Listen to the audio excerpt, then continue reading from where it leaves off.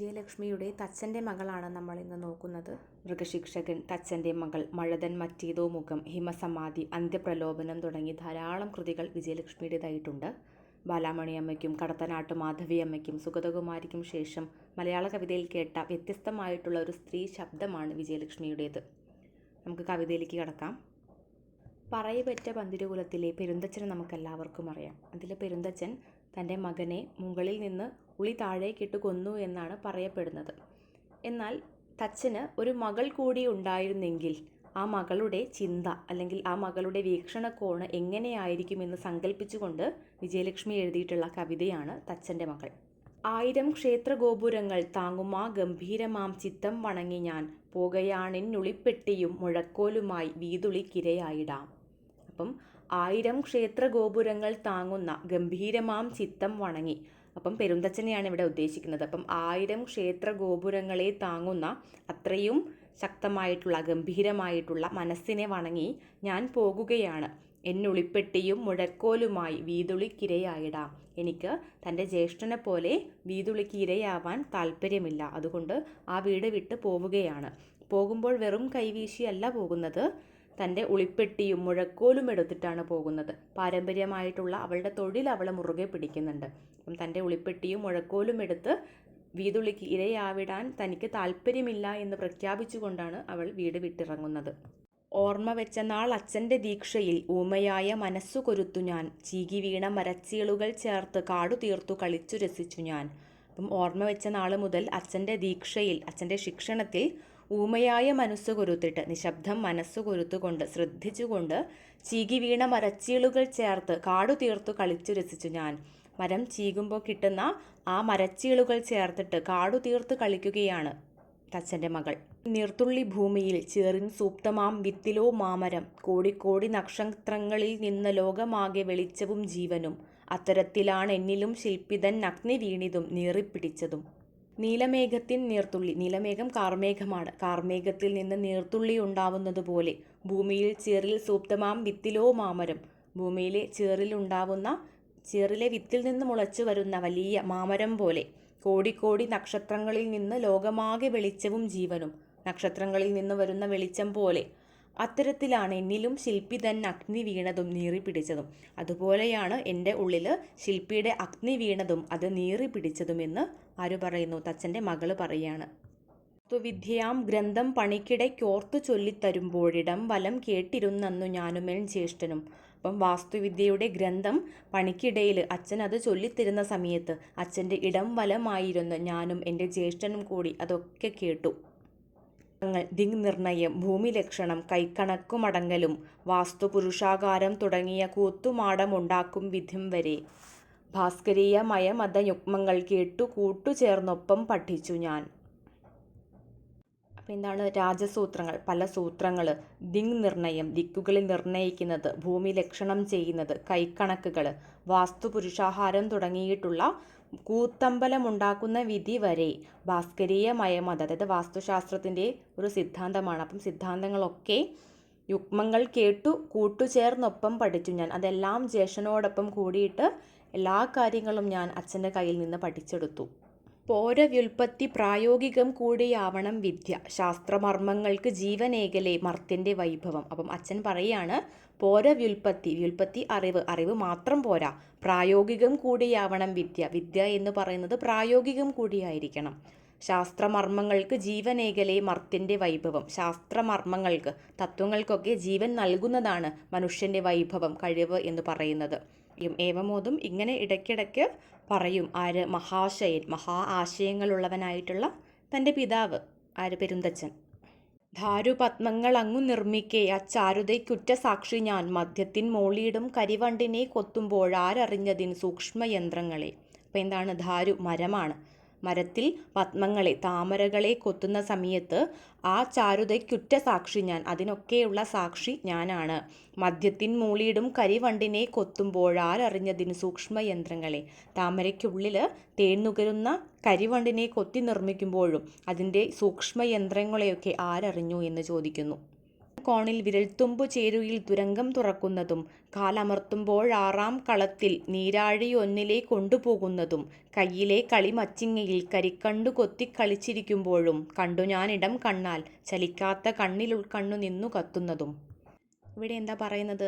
വാതിലിനിടം കോണിൽ വിരൽത്തുമ്പ് ചേരുകിൽ തുരങ്കം തുറക്കുന്നതും. വാതിലിനരികത്തെ ഒരു കോണിൽ വിരൽത്തുമ്പ് ചേരുന്ന സമയത്ത്, വിരൽത്തുമ്പ് അമർത്തുന്ന സമയത്ത് അവിടെ ഒരു തുരങ്കം തന്നെ തുറക്കുന്നതും കാലമർത്തുമ്പോഴാറാം കളത്തിൻ നീരാഴിയൊന്നിലെ കൊണ്ടുപോകുന്നതും കയ്യിലെ കളിമച്ചിങ്ങയിൽ കരിങ്കണ്ണ് കൊത്തി കളിച്ചിരിക്കുമ്പോഴും. അപ്പം തച്ചൻ്റെ മകള് കയ്യിലുള്ള ഒരു മച്ചിങ്ങയിൽ കരിങ്കണ്ണ് കൊത്തി കളിക്കുന്ന സമയത്തും കണ്ടു ഞാൻ ഇടം കണ്ണാൽ ചെലിക്കാത്ത കണ്ണിൽ ഉൾക്കണ്ണു നിന്നു കത്തുന്നതും.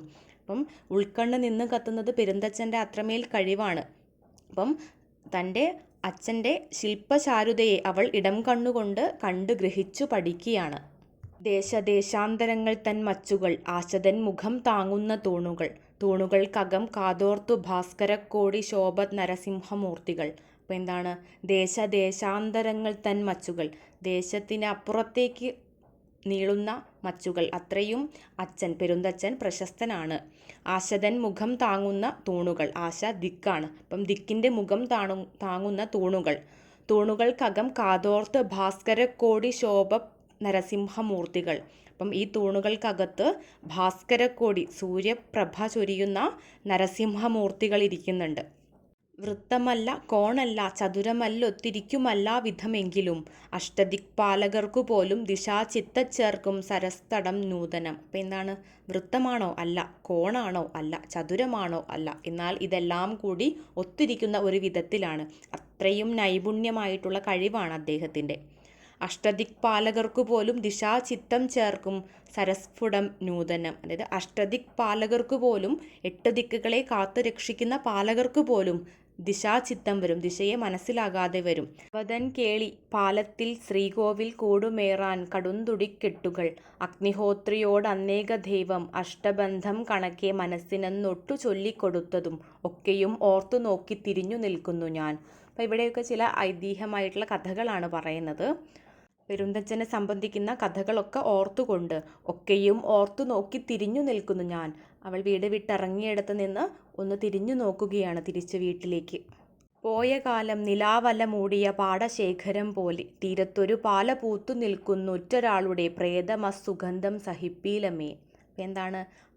അച്ഛൻ്റെ മകൾക്ക് പോയ കാലം, കഴിഞ്ഞ കാലം, ഭൂതകാലം എന്ന് പറയുന്നത് നിലാവല മൂടിയ പാടശേഖരം പോലെയാണ്. തീരത്തൊരു പാല പൂത്തു നിൽക്കുന്നൊറ്റൊരാളുടെ പ്രേതമസുഗന്ധം സഹിപ്പീല. അതിൻ്റെ തീരത്ത്, പാടത്തിൻ്റെ തീരത്ത് ഒരു പാല പൂത്തു നിൽക്കുന്നുണ്ട്. അവിടെ ഒറ്റൊരാളുടെ, തൻ്റെ പ്രിയപ്പെട്ട ഒരാളുടെ പ്രേതമുണ്ട്. മസുഗന്ധം സഹിപ്പീലമേയും. പ്രേതം എന്ന് പറയുന്നത് മരണമാണ്. തൻ്റെ ജ്യേഷ്ഠൻ്റെ മരണത്തെയാണ് ഇവിടെ സൂചിപ്പിക്കുന്നത്.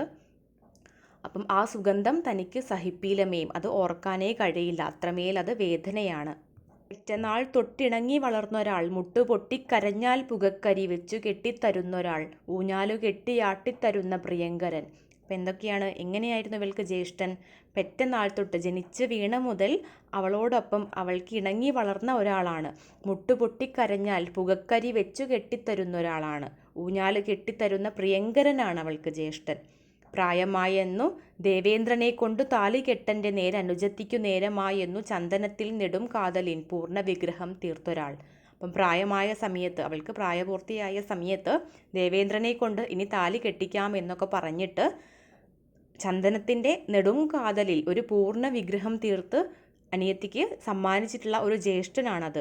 വൃക്ഷമൊക്കെയും തീരാത്ത വിഗ്രഹലക്ഷമാണെന്നു ജ്യേഷ്ഠനും നിദ്രയിൽ എത്തിടും മക്കളില്ലാത്ത ദേവകൾ ശില്പമാക്കണേ എന്നു പ്രാർത്ഥിക്കുവാൻ. അപ്പം എന്താണ്? ജ്യേഷ്ഠന് കാണുന്ന വൃക്ഷമൊക്കെ തീരാത്ത വിഗ്രഹലക്ഷമാണ്. അതൊക്കെ വിഗ്രഹങ്ങളാക്കാനുള്ളതാണ്. അത്രമേൽ കഴിവുള്ള, അത്രമേൽ അതിനോടൊക്കെ താല്പര്യമുള്ള ഒരാളായിരുന്നു ജ്യേഷ്ഠൻ എന്ന് പറയുന്നത്. നിദ്രയിൽ എത്തിടും മക്കളില്ലാത്ത ദേവകൾ, ജ്യേഷ്ഠൻ്റെ നിദ്രയിലേക്ക് മക്കളില്ലാത്ത ദൈവങ്ങൾ തങ്ങളെ ശില്പമാക്കണേ എന്ന് പ്രാർത്ഥിച്ചു കൊണ്ടുവരുമായിരുന്നു. മെച്ചമാക്കുവാൻ വീണ്ടും വിമർശനക്കുത്തു മാത്രം കൊടുത്തു ഞാൻ അപ്പോഴും വിസ്മയിപ്പിക്കും മന്ദസ്മിതം മാത്രമാണ് ജ്യേഷ്ഠൻ അതിനുത്തരം. അപ്പം ജ്യേഷ്ഠനൊക്കെ ഉണ്ടാക്കുന്ന സമയത്ത് ഈ അനുജത്തി പറയുന്നത് ഓക്കെ, ഇനിയും കുറച്ചും കൂടി മെച്ചമാവാനുണ്ട് എന്നാണ് പറയുന്നത്. അങ്ങനെയുള്ള ഒരു കുത്തുവാക്ക് മാത്രമാണ് അവൾ ജ്യേഷ്ഠന് സമ്മാനിക്കുന്നത്. എങ്കിൽ പോലും അതിന് തിരിച്ചു മറുപടി ഒരു മന്ദസ്മിതം മാത്രമാണ്. അതാണ് തൻ്റെ ജ്യേഷ്ഠൻ്റെ ഉത്തരം. ആ കുത്തലിനുള്ള ഉത്തരം എന്ന് പറയുന്നത് മനോഹരമായിട്ടുള്ള ഒരു അർദ്ധ മന്ദസ്മിതം മാത്രമാണ്. അന്നൊരിക്കൽ സൂത്രഗ്രാഹി തീർക്കവേ അംബികയെ ശിലാമയി ദേവിയെ അച്ഛനുണ്ടാക്കും അമ്മട്ടതേവിധം കഷ്ടമെന്നു ഞാൻ പുച്ഛിച്ചു ലീലയാ. അപ്പം അന്നൊരിക്കൽ സൂത്രഗ്രാഹി, അതായത് ഒരു വിഗ്രഹത്തെ തീർത്ത സമയത്ത്, അംബികയെ ശിലാമയി ദേവിയെ തീർത്ത സമയത്ത് അനുജത്തി പറയുകയാണ്, ഇത് അച്ഛനുണ്ടാക്കുന്നത് പോലെ തന്നെയുണ്ട്, അയ്യോ കഷ്ടം തന്നെയെന്ന് പറഞ്ഞിട്ട് പുച്ഛിച്ച് ലീലെ തമാശയോടുകൂടി പുച്ഛിച്ചു അനുജത്തി.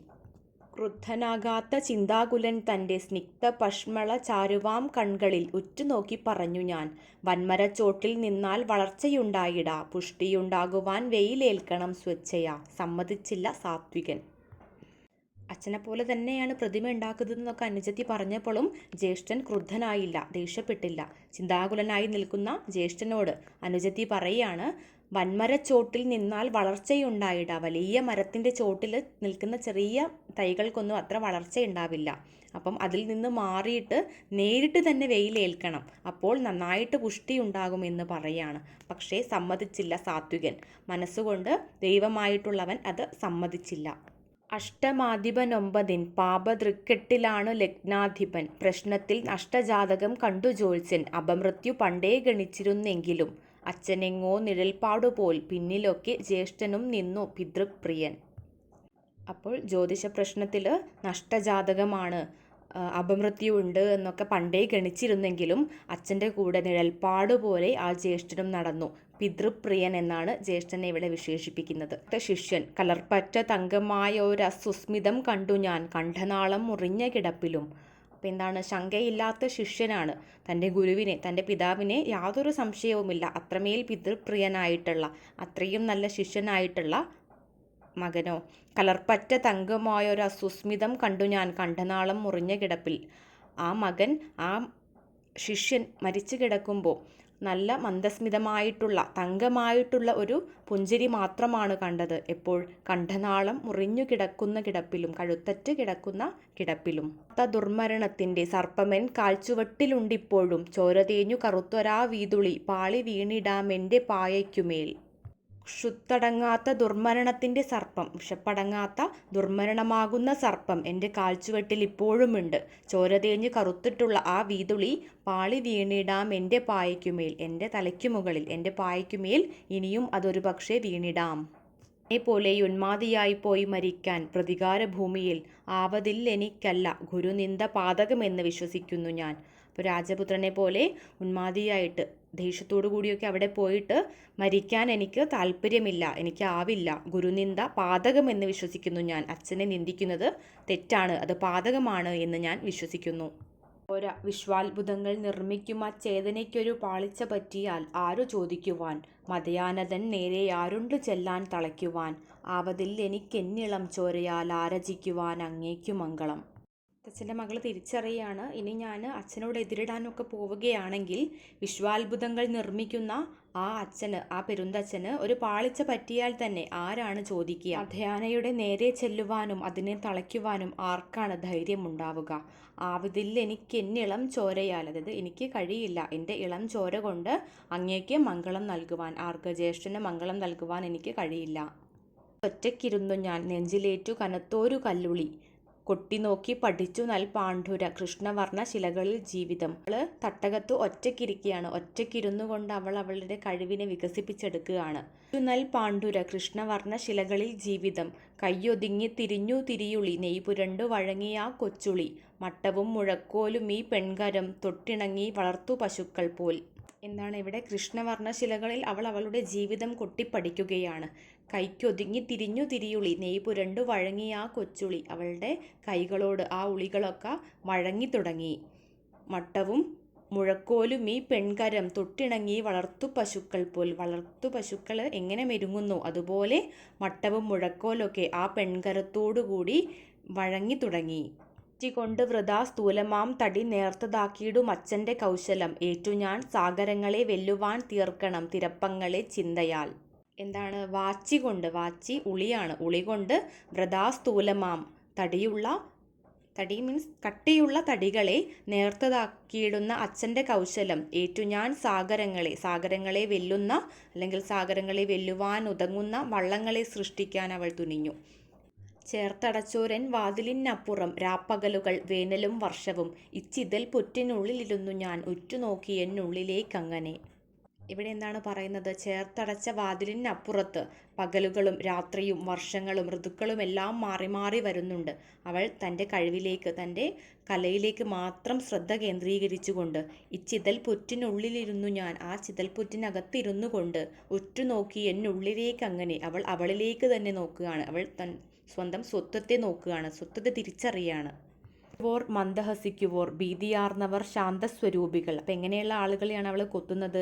വേദനിക്കുന്ന ആളുകൾ, മന്ദഹസിക്കുന്ന ആളുകൾ, ഭീതിയാർന്ന ആളുകൾ, ശാന്തസ്വരൂപികളായിട്ടുള്ളവർ. യക്ഷോഗണം രുദ്രവീണമീട്ടുന്ന നക്തഞ്ചരേന്ദ്രനും മധ്യകുംഭമെടുത്തുവെച്ചാസുര വിദ്യതൻ പതിയാകിയ ശുക്രനും ശബ്ദനായ യയാതിയും ഇന്ദ്രനെ തൃഷ്ണയാ നോക്കി നിന്നോരഹല്യയും. ഇങ്ങനെയുള്ള എല്ലാ ശില്പങ്ങളെയും അവൾക്ക് കൊത്തേണ്ടതായിട്ടുണ്ട്.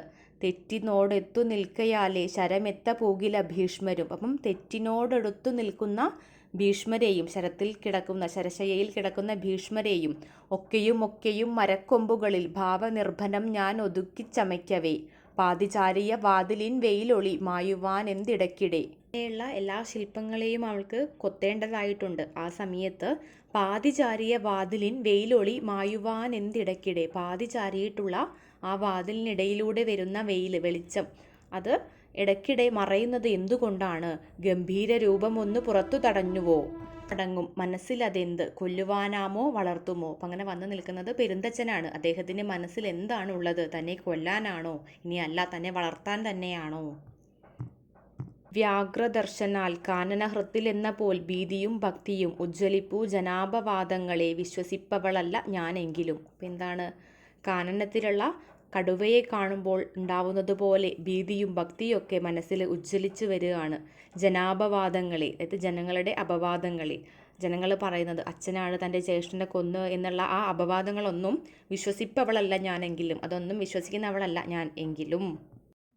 ചോര തേഞ്ഞു പിടിച്ചോരു വീതുളി വായുവിൽ പാളിയിടുന്നു പണിപ്പെട്ടു വ്യാളി തൻ്റെ കോമ്പല്ലു കൊത്തുമ്പോഴും പോരുമായതൻ ധ്യാനം തകർക്കുവാൻ. കൊത്തുവാനുണ്ടെനിക്ക് ജുഗുപ്സയെ, അത്ഭുതത്തെ, ശാന്തത്തെ, ശമത്തെയും. കൊത്തിടേണം മതത്തെ, മാത്സര്യത്തെ, മൃത്തിലെ കാട്ടുതീയാമസൂയയെ.